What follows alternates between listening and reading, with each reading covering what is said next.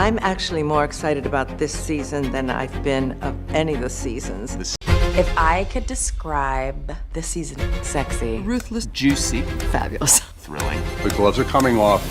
High-octane, bustle-breaking. George Russell was shot, the screen went black, and for months nobody knew if he was alive or dead. Now HBO is finally answering that question, and the answer changes everything you thought you knew about this family. Bertha Russell clawed her way to the top of New York society, and she got exactly what she wanted, but getting what you want and keeping it are two very different battles. Season 4 of The Gilded Age is coming, and this time, there's no going back. Everything Bertha Russell built is now thrust into a very precarious position.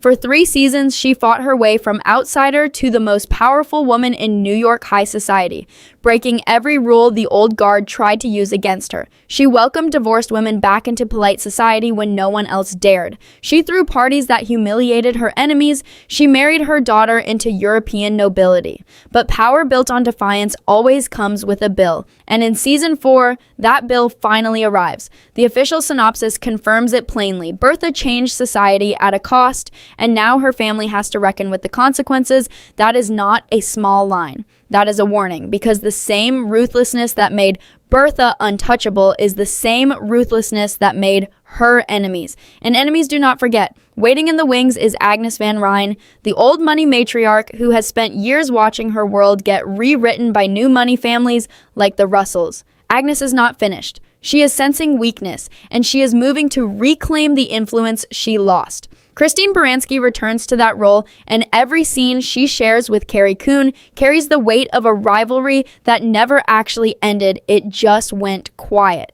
Season 4 takes that quiet tension and turns it into open warfare. The setting itself has shifted too. This season moves the story into 1885 and 1886, pushing the Russells and the Van Rhynes further into a Gilded Age New York where fortunes rise and fall overnight and where a single scandal can undo a decade of careful climbing. Filming took the production to real historic locations, including the Breakers Mansion in Newport, Rhode Island, and a massive parade sequence shot on location in New York City's financial district, signaling that this season is going bigger, not smaller. Bigger sets, bigger stakes, bigger consequences. But here is the real question hanging over every single episode this season. If Bertha built her entire empire by refusing to play by anyone else's rules, what happens when the rules finally catch up to her? The most shocking twist of season 3 was not a scandal, a betrayal, or a business deal gone wrong. It was watching George and Bertha Russell, the most powerful marriage in New York, come apart at the seams. For 3 seasons, George and Bertha operated as a single, unstoppable unit. He built the empire, she built the image, and together, they were untouchable. But the season 3 finale ended with George's life hanging by a thread after a courier pulled a gun on his secretary and then turned it on George himself. The screen cut to black before anyone could confirm what happened next. Morgan Spector, who plays George, has now confirmed the emotional fallout heading into season 4, and it is not what fans expected. George and Bertha are apparently split, and they are trying to figure out how they can find their way back to each other. Read that again. Not if they can fix it, whether they even can. This is the couple that built a fortune together, took down rivals together, and rewrote the social order of New York together, and now they are on opposite sides of a divide neither one saw coming. Carrie Coon has described this season as pushing Bertha into a genuinely precarious position, and a fractured marriage to the most powerful man in her orbit is exactly the kind of vulnerability her enemies have been waiting for. Agnes van Rhijn does not need to attack Bertha directly if Bertha's own household is already falling apart from the inside, and George is not just fighting for his marriage. His business rivals, the ones who already sent an assassin after him once, have not disappeared. He may have won that fight, but victory in this world is never permanent. It only buys time. So here is what should terrify every fan watching this season unfold. If George and Bertha Russell, the single most formidable partnership in the entire show, cannot hold their own marriage together, what chance does anyone else in this world actually have? While Bertha and George fight to survive their own storm, the next generation of this family is being pushed into battles of their own, and none of them will come out unchanged. Marian Brook is forging a completely new path for herself this season, stepping further away from the sheltered role she was raised to play and further into a life she is choosing on her own terms. Louisa Jacobson returns in the role, and everything about this season signals that Marian is done waiting for permission. Then there is Peggy Scott. Season 3 ended with William Kirkland proposing to her in the final moments, and the show deliberately withheld her answer, leaving fans hanging for months. That silence is officially over. Peggy said yes.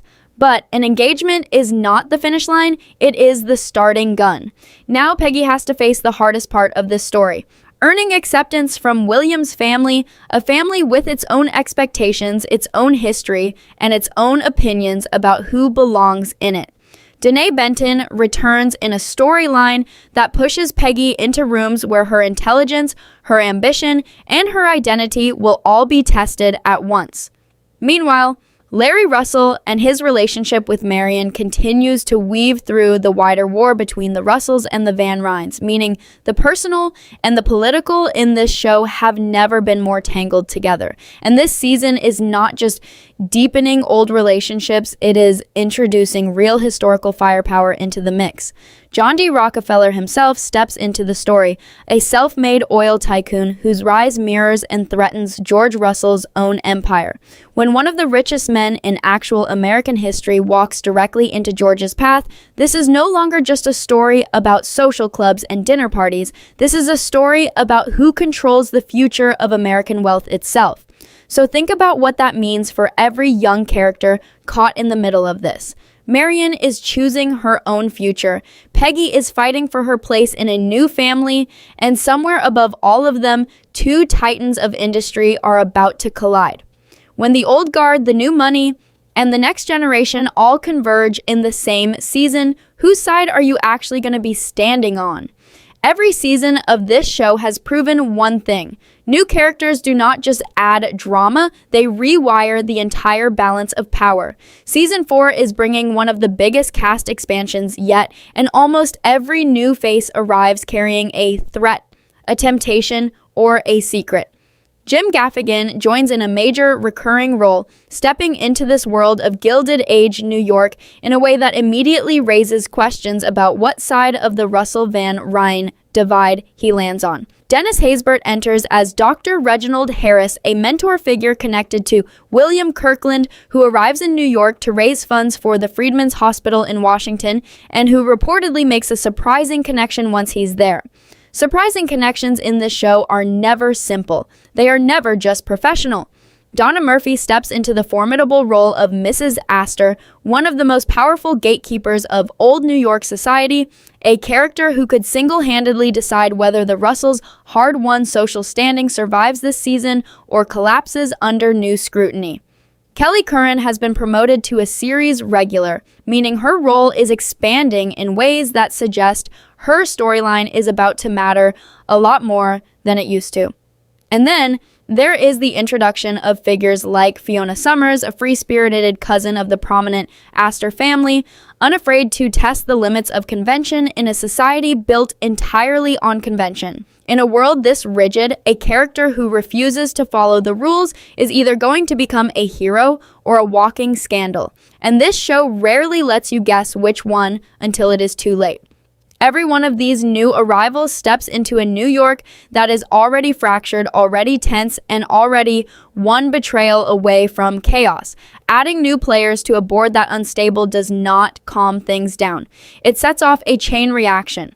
So with old alliances crumbling and this many new faces entering the fold all at once, who is actually walking into this season as a friend, and who is walking in as the next person to bring the entire Russell empire crashing down? Every single person involved in the show is describing season 4 the same way, as the turning point.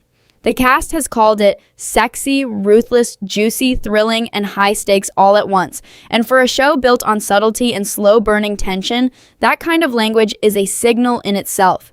The gloves are coming off. This is not a season of quiet social maneuvering behind polite smiles. This is the season where every alliance built over 3 seasons gets tested, and some of them will not survive.